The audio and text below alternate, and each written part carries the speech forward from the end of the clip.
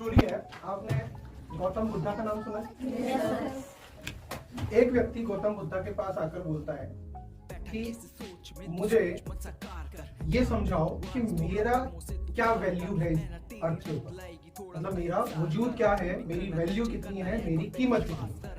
क्या बोलता है वो जाकर कि मेरी वैल्यू कितनी है। ऑनलाइन वाले स्टूडेंट भी सुन पा रहे हैं तो हाँ ना में जवाब देना, मुंह करते रहना है ना, मुझे क्या कहानी याद रह जाएगी। तो गौतम बुद्धा से वो आदमी जाकर कहता है उनका भक्त की मेरी वैल्यू कितनी है। तो गौतम बुद्धा इमीडिएटली कोई आंसर नहीं करते। वो अपनी कुटिया में जाते हैं, कुटिया मतलब उनका जो घर होता है, और वहां जाके एक चमकीला सा पत्थर लेकर आते हैं और वो चमकीला सा पत्थर आदमी को देते हैं और कहते हैं कि मैं तुम्हारे प्रश्न का उत्तर तब दूंगा जब तुम मेरा एक काम करो। वो कहता है कि जी प्रभु बताइए क्या काम करना है। तो वो काम क्या था कि जो पत्थर उसको दिया गया है उस पत्थर को उसको बाजार लेकर जाना है और जो जो लोग उसको मिलते जाएंगे उनसे उस पत्थर की कीमत पूछनी है। हर आदमी उसकी कीमत बताएगा, लेकिन उसको कीमत पूछकर बेचना नहीं है, रात को वापस लेकर आ जाना है। क्लियर? तो उसने कहा ठीक है। अब वो बाहर गया आदमी चमकीले पत्थर को लेकर। जब वो उस पत्थर को लेकर बाहर गया तो सबसे पहले उसको एक सब्जी बेचने वाला मिला। सब्जी बेचने वाले के पास जब वो उस पत्थर को लेकर गया तो उसने उस सब्जी बेचने वाले को कहा कि भाई साहब ये मेरे पास देखो एक चमकीला पत्थर है, आप इसको खरीदोगे? तो सब्जी बेचने वाला उस पत्थर को देखता है, वो कहता है कि ये तो बड़ा अच्छा पत्थर है, मैं इसको खरीदूंगा। वो कहता है बताओ क्या कीमत दोगे? तो वो कहता है कि ये मेरे ठेले में जितनी सब्जियां हैं ये सारी आप ले लो आज की और मुझे ये पत्थर दे दो। फिर उसको याद आती है कि मुझे सिर्फ पूछना है, पत्थर को बेचना। फिर वो अपना पत्थर लेके बोलता है कि नहीं नहीं मुझे नहीं बेचना, मैं तो फिर वो आगे गया। अब उसको एक फल बेचने वाला मिला।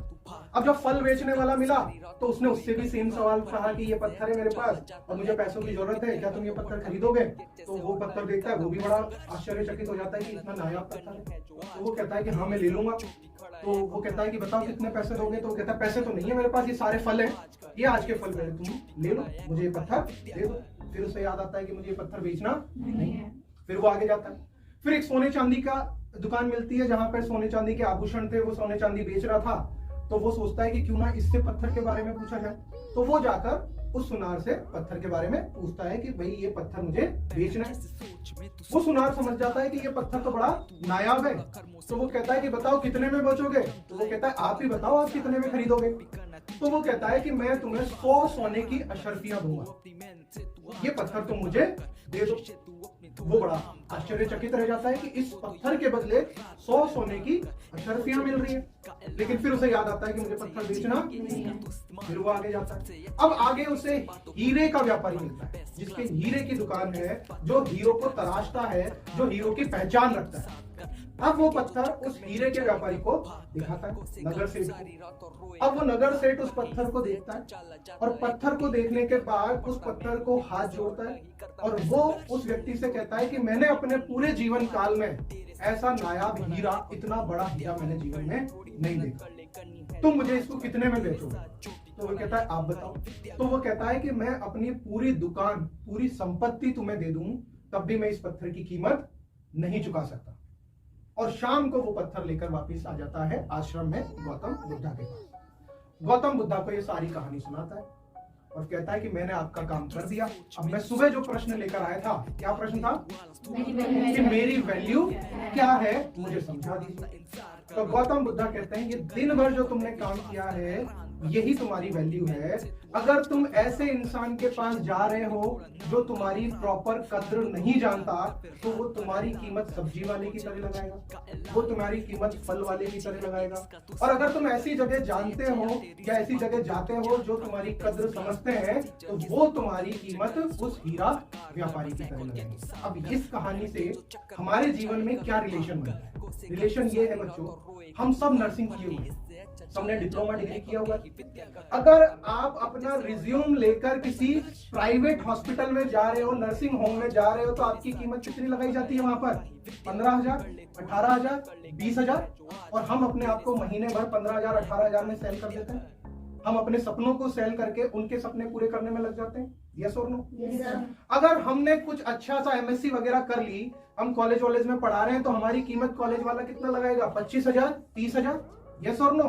Yes sir. अगर हमने और अच्छा एक्सपीरियंस ले लिया, नर्सिंग एजुकेटर बन गए, किसी अच्छे हॉस्पिटल में जॉब करने लगे, तो वहां हमारी कीमत 40,000, 45,000, 50,000। अगर हमें 4 साल 5 साल का एक्सपीरियंस है तो यस और नो? Yes sir. लेकिन अगर इस जीवन में 6-8 महीने डट के अगर हम तैयारी कर लें मेहनत से, तो उसी जॉब के हमें 80,000 भी मिलेंगे। तो ये हम पे डिपेंड करता है कि हम अपने आप को किसको बेचकर आ रहे हैं। हम सब्जी वाले को बेच रहे हैं, या फल वाले को बेच रहे हैं, या सुनार को बेच रहे हैं, या डायमंड व्यापारी को बेच रहे हैं। अगर हमें अपने आप की कीमत लगानी है ना बच्चों, तो सबसे ऊंची लगानी है। तो मैं यही बोलता हूँ बच्चों से, जो फ्रेशर निकलते हैं ना, उन बच्चों को गाइड करने वाला कोई नहीं है। उनके लिए क्या होता है कि जैसे ही डिग्री डिप्लोमा हाथ में आया, 12,000, 15,000, 18,000 बहुत होते हैं, तो वो सोचते हैं कि हमारा अच्छे से चल जाएगा काम। लेकिन जब आगे जाके शादी होगी, जिम्मेदारियां बढ़ेगी, तो 15-18,000 में कुछ नहीं होता। आज एक नर्सरी के बच्चे को स्कूल में दाखिला करवाने जाते हैं ना, तो 70,000, 80,000 तो डेवलपमेंट चार्ज चला जाता है, और 8,000, 10,000 मंथली फीस होती है। नर्सरी के बच्चे की बता रहा हूँ मैं आपको।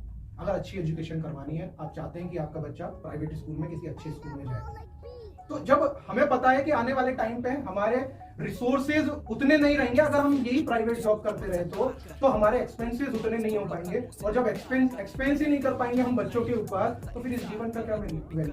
जब हम उन्हें सुख सुविधाएं नहीं दे पाएंगे, तो इस जीवन का कोई वैल्यू नहीं होगी।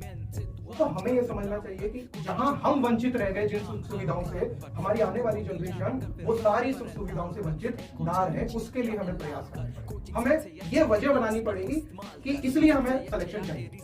अगर हम ये सोचते रहेंगे कि यार पढ़ रहे हैं, सिलेक्शन होता है तो ठीक, नहीं होता है तो ठीक, तो फिर नहीं होगा। हमें वजह बनानी पड़ेगी, हमें हमारी जनरेशन चेंज करनी है। अगर जनरेशन चेंज करनी है, उसके लिए हमें पढ़ाई करनी पड़ेगी। बात समझ में आ रही है बच्चों?